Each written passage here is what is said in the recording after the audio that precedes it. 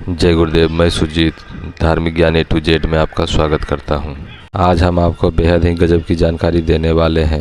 आज हम आपको बताने जा रहे हैं पुष्पदंत के बारे में, जो कि बहुत बड़े ही संत थे। वो जब छोटे थे तो वे सीधे जंगल में आश्रम बना करके भगवान शिव की पूजा आराधना करने लगे।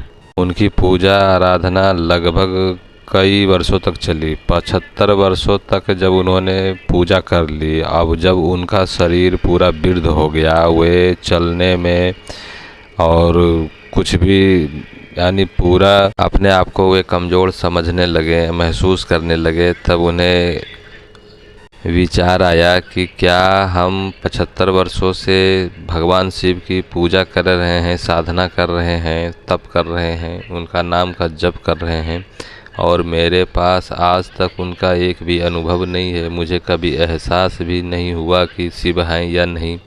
मैंने जो पूजन किया वह उनके पास पहुंचा या नहीं, या मेरी जो पूजन है वो देखते हैं या नहीं, मैं जो भी कहता हूं वो सुनते हैं या नहीं, क्या ऐसा है भी या नहीं।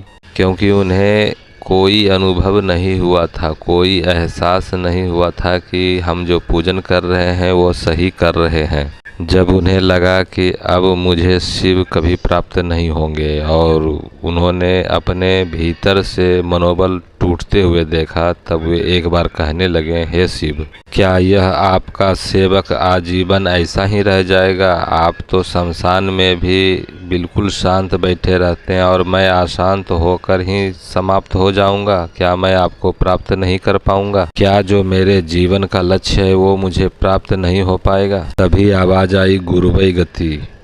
पुष्पदंत जी ने सोचे कि ये आखिर कौन बोल रहा है। उन्होंने आसपास देखा, कोई नहीं है। फिर उन्होंने शिव की ही वाणी समझी और वो बोले, मैं शिव हूँ और बोल रहा हूँ। तुमने कभी मुझसे पूछा ही नहीं, तुम आज पूछे हो तो मैं बता दे रहा हूँ। बिना गुरु के कोई गति नहीं होती है। तुम्हारे और हमारे बीच एक माध्यम होना चाहिए जो तुम्हें मुझ तक ला सके, मेरे बारे में तुम्हें बता सके।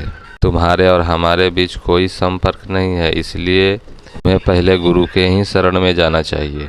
इतना सुनने के बाद पुष्पदंत तुरंत वहाँ से चल दिए और जाकर के कुछ दिन चलते रहे। फिर उनको एक सन्यासी मिला, ये वहीं जाकर के गुरु के पास बैठ गए और बोले, अब मुझे यहीं रहना है। उन्होंने दीक्षा भी नहीं ली, बस उसने गुरु की सेवा प्रारंभ कर दी। उन्होंने अपने गुरु से कहा कि बस मुझे मेरा लक्ष्य मिल जाए, बस यही आपसे आशा है, मैं पूर्ण बन सकूं। तब उनके गुरु ने कहा, क्या शिव का दर्शन चाहिए? तब पुष्पदंत जी कहते हैं कि मैं शिव का क्या करूंगा, शिव का दर्शन करके ही क्या करूंगा, जहां से मुझे कुछ नहीं मिल पाया। 75 वर्ष चले गए, मैंने कुछ भी नहीं, मेरा कुछ भी अनुभव ही नहीं आया। मैंने चाहा था कि मैं शिव का दर्शन प्राप्त करूं, लेकिन वह गुरु के बिना संभव नहीं है, इसलिए अब मैं गुरु ही चाहूँगा। तब उनके गुरु ने उन्हें दीक्षा दी और उसके बाद वे उच्च कोटि के साधक बन पाए, विद्वान बन पाए, और उनके बाद वे 3 ग्रंथों की रचना की। अगर वे ग्रंथ कहीं दब जाते तो आज पुष्पदंत को कोई जान भी नहीं पाता। ऐसे भी तो बहुत कम लोग उन्हें जानते हैं जो कि साधना के क्षेत्र में प्रवेश कर पाए हैं।